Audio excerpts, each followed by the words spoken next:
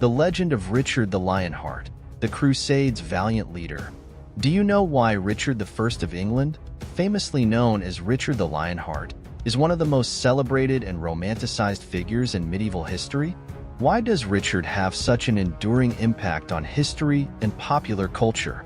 Born into the powerful Plantagenet dynasty, Richard's life was marked by a series of dramatic events, ranging from familial conflicts and political machinations to heroic exploits during the Third Crusade.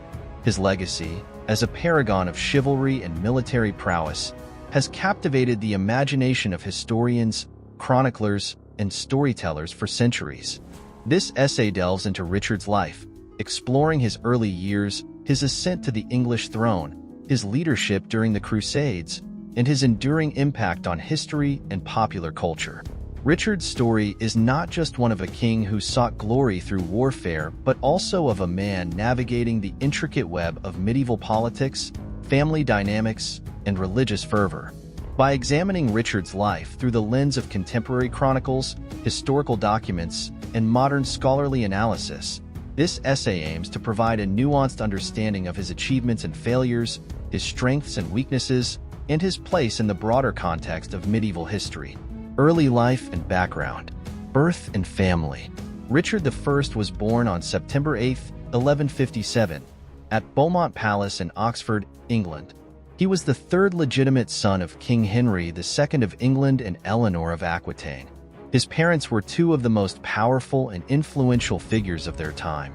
Henry II, the first Plantagenet king, ruled over a vast empire that included not only England but also large portions of France, such as Normandy, Anjou, and Aquitaine.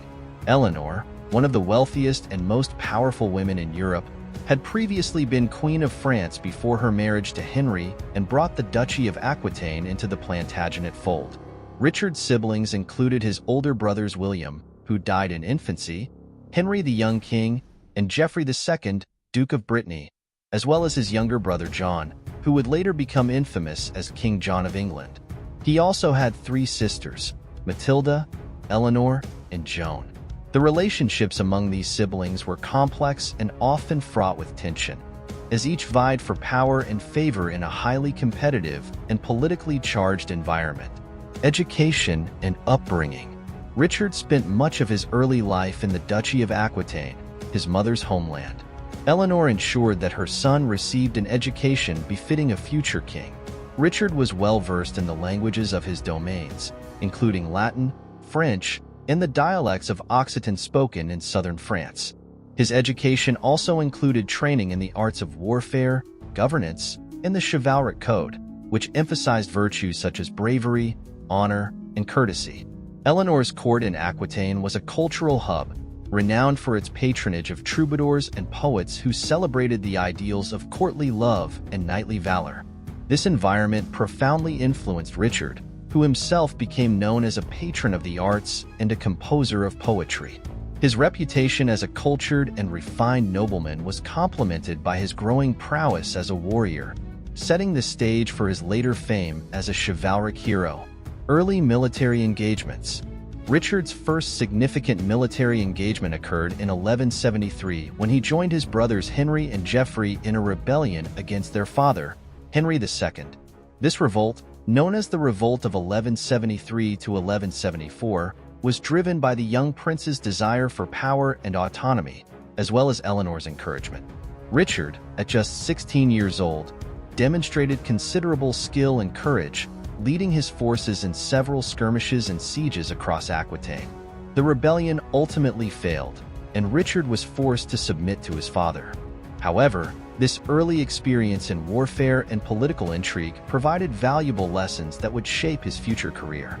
Richard's loyalty to his father was tested again in 1183 when his brother Henry the Young King died, making Richard the primary heir to the English throne.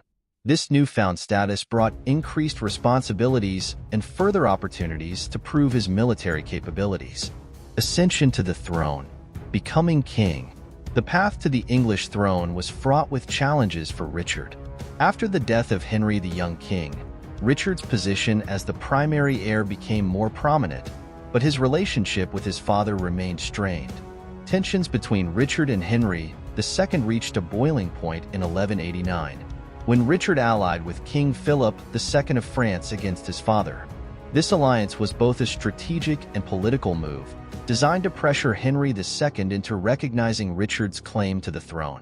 The conflict culminated in Henry II's defeat and subsequent death on July 6, 1189. Richard was crowned King of England on September 3, 1189, at Westminster Abbey. His coronation marked the beginning of a reign that would be characterized by his focus on military exploits and crusading endeavors rather than domestic governance. Richard's immediate priorities included securing his territories and preparing for his participation in the Third Crusade, a mission that would define much of his reign. Governance and policies. Despite his reputation as a warrior king, Richard's approach to governance was pragmatic and strategic. He recognized the need to secure the stability of his kingdom and ensure the financial resources necessary to support his military ambitions. One of his first acts as king was to appoint capable and trusted officials to manage the kingdom in his absence, as he planned to spend a significant portion of his reign on crusade. Richard's chancellor, William Longchamp, played a crucial role in managing the kingdom's affairs during the king's absence. Longchamp, a Norman cleric and loyal supporter of Richard, was appointed justiciar and given extensive powers. However, his autocratic style and heavy-handed methods led to widespread discontent among the English nobility. This unrest culminated in Longchamp's removal from power in 1191, replaced by Walter of Coutances, the Archbishop of Rouen. To fund his participation in the Third Crusade, Richard implemented extensive financial measures, including the levy of a special tax known as the Saladin tithe. He also sold lands, titles, and privileges, famously stating, "I would sell London if I could find a buyer." These measures, while necessary for the crusading venture, placed a heavy financial burden on the kingdom and its subjects. Richard's relations with the English nobility were complex and often contentious. His prolonged absences and the heavy financial burdens imposed on the kingdom created tensions and unrest among the barons. Nonetheless, Richard's military successes and his reputation as a valiant crusader helped maintain his authority and prestige. His pragmatic approach to governance, combined with his chivalric ideals, defined his reign and left a lasting impact on the kingdom. The Third Crusade. Call to Crusade. The Third Crusade, 1189 to 1192, was precipitated by the fall of Jerusalem to the Muslim forces of Saladin in 1187. The loss of the Holy City sent shockwaves through Christendom, prompting Pope Gregory VIII to issue a call to arms to reclaim Jerusalem and other lost territories. Richard, already renowned for his martial prowess, was one of the most enthusiastic responders to the call for a new crusade. Richard also recognized the importance of securing alliances and maintaining cohesion among the Crusader leaders. His relationship with King Philip II of France was strained, culminating in Philip's return to France after the capture of Acre. Despite these tensions, Richard sought to maintain unity among the remaining Crusader factions, navigating the complex dynamics between various European nobles and the leaders of the Latin East. One of the most notable diplomatic achievements was the Treaty of Jaffa, concluded in September 1192. The treaty established a 3-year truce between the Crusaders and Saladin, allowing Christian pilgrims access to Jerusalem while maintaining Muslim control over the city. The agreement represented a pragmatic compromise, recognizing the limits of the Crusaders' military capabilities and the need for a stable resolution to the conflict. Richard's ability to balance military aggression with diplomatic negotiations underscored his effectiveness as a leader. While he did not achieve the ultimate goal of recapturing Jerusalem, his efforts in the Holy Land significantly strengthened the Crusader states and preserved Christian access to the holy sites. Legacy and impact. Return to England. After the Treaty of Jaffa, Richard began his journey back to England. His return was marked by a series of misfortunes and political challenges. In December 1192, while traveling through the Holy Roman Empire, Richard was captured by Duke Leopold V of Austria, who held a grudge against him due to insults during the Siege of Acre. Richard's capture led to his imprisonment in Germany, where he was handed over to Emperor Henry VI. The emperor demanded an exorbitant ransom for Richard's release, amounting to 150,000 marks, an immense sum that placed a heavy burden on England. Richard's mother, Eleanor of Aquitaine, played a crucial role in organizing the collection of the ransom, demonstrating her enduring influence and dedication to her son. Richard was finally released in February 1194, after spending more than a year in captivity. His return to England was met with widespread relief and celebration, but he faced significant challenges in reasserting his authority. During his absence, his brother John had attempted to seize power, supported by King Philip II of France. Richard swiftly moved to consolidate his rule, forgiving John and securing the loyalty of his vassals. Richard's death and succession. Richard spent the remaining years of his reign focusing on his continental possessions, particularly in France. He continued to engage in military campaigns to defend and expand his territories, demonstrating his enduring commitment to his role as a warrior king. His efforts included fortifying key castles, such as Château Gallard, a formidable stronghold on the Seine River. In March 1199, while besieging the castle of Caille-Chabrol in Limousin, Richard was wounded by a crossbow bolt. The wound became infected, and Richard succumbed to gangrene on April 6, 1199.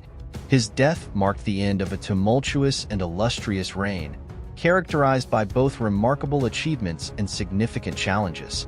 Richard's death left a power vacuum that his brother John swiftly moved to fill. John's reign, however, was plagued by internal strife and external conflicts, leading to the eventual loss of many of the territories Richard had fought so hard to secure. Historical impact. Richard the Lionheart's impact on history is profound and multifaceted. As a central figure in the Third Crusade, he played a critical role in shaping the course of the conflict and the fate of the Crusader states. His military achievements, particularly at Acre and Arsuf, demonstrated his tactical brilliance and cemented his reputation as one of the greatest medieval warriors. Richard's reign also highlighted the complexities of medieval kingship. His frequent absences from England and focus on continental and crusading ventures posed significant challenges for domestic governance. While he implemented important administrative reforms and secured the loyalty of his vassals, his heavy financial burdens and reliance on regents led to unrest and instability. Despite these challenges, Richard's legacy as a chivalric hero and valiant leader endures.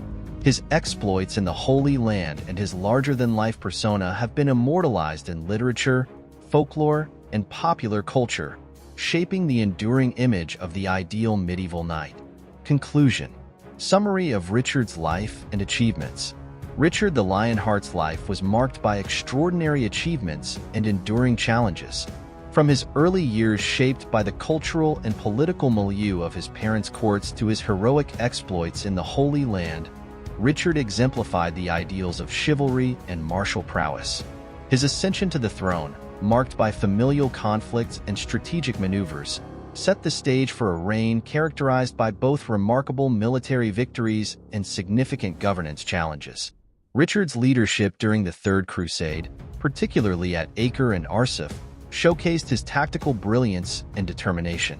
His ability to balance military aggression with diplomatic negotiations highlighted his effectiveness as a leader in the complex political landscape of the Holy Land.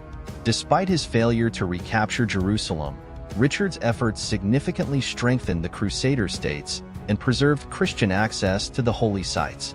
Richard's return to England and subsequent efforts to consolidate his rule underscored his resilience and commitment to his responsibilities as king. His untimely death left a significant impact on the political landscape of Europe, setting the stage for the turbulent reign of his brother John.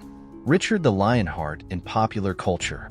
Richard the Lionheart's legacy extends beyond the historical record into the realms of literature, film, and folklore. His larger-than-life persona and heroic exploits have made him a central figure in numerous works of fiction and popular culture. From medieval chronicles to modern novels and films, Richard's image as the quintessential chivalric hero continues to captivate the imagination. One of the most enduring representations of Richard is in the Robin Hood legends, where he is often portrayed as the noble king who returns to restore justice. This portrayal, while romanticized, reflects the enduring appeal of Richard's character as a symbol of valor and righteousness. Similarly, Richard's adventures have been depicted in various films and television series, further cementing his place in popular culture. Enduring legacy. Richard the Lionheart's enduring legacy is a testament to his extraordinary life and achievements. As a military leader, he demonstrated unparalleled bravery and tactical acumen, leaving an indelible mark on the history of the Crusades.